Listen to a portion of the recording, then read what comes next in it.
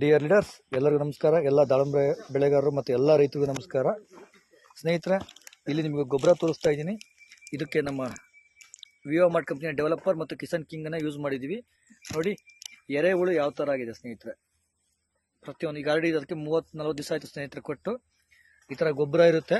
ಈ ಗೊಬ್ಬರಕ್ಕೆ ಚೆನ್ನಾಗಿ ನೀರು ಕೊಟ್ಬಿಟ್ಟು ಇದನ್ನು ಚೆನ್ನಾಗಿ ಕಲಸಿ ಆ ಗೊಬ್ಬರಕ್ಕೆ ಈ ಪ್ರಾಡಕ್ಟನ್ನು ನಾವು ಬಳಸಿದಾಗ ವಿತಿನ್ 30 to 45 ಡೇಸ್ ಒಳಗಡೆ ಗೊಬ್ಬರ ಕೂಡ ಡಿಕಂಪೋಸ್ಟ್ ಆಗಿ ಬ್ಯಾಕ್ಟೀರಿಯಾ ಕಲ್ಚರ್ ಆಗುತ್ತೆ.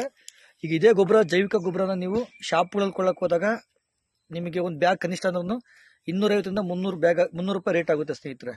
ಕೇವಲ ಒಂದು ಟ್ಯಾಕ್ಟ್ರಿ ಲೋಡ್ಗೆ ನಮ್ಮ developer 1 kg, Kisan king 1 litre, Kisan growth use ಮಾಡಿ 100% ನೀವು ನೋಡ್ಬೋದು ಗೊಬ್ಬರ ಯಾವ ಥರ ಸ್ಮೂತ್ ಆಗಿದೆ ಅಂತ.